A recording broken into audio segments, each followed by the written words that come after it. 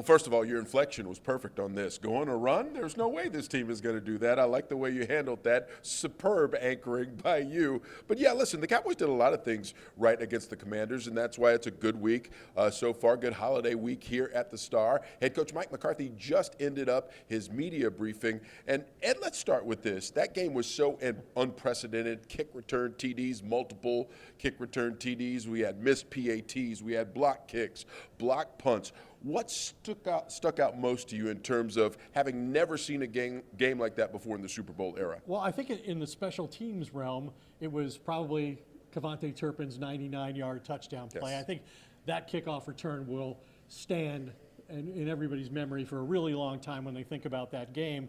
And when Wanye Thomas obviously returning another one that was an onside kick for a touchdown, made the Cowboys the first team in NFL history with 2 kickoff returns for a touchdown in the fourth quarter. But that was a situational error, whereas I think Turpin's was more athletic genius. And so for the Cowboys, for the third week in a row, they've had players advancing the ball when they shouldn't have. Mike McCarthy just told us it was poor situational football. But Kevontae Turpin's confidence is amazing. We talked to him in the locker room today. He said, you know, I feel like I'm the fastest man on the planet. I've always believed I could play at this level.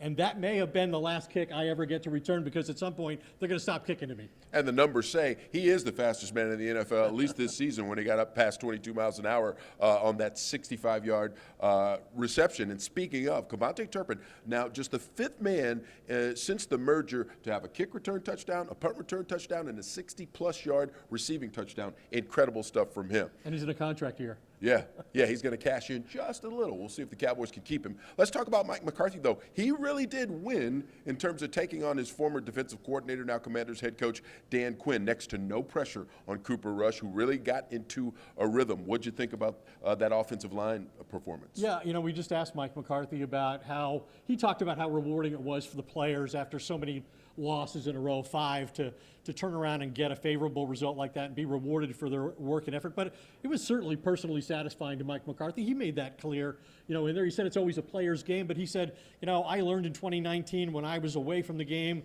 how much it meant to me. I can't get to the stadium on game day early enough. When I'm sitting on the porch and I'm done coaching, these are the kinds of moments that I'm going to remember. But yeah, the circumstances, I mean, he created a great game plan.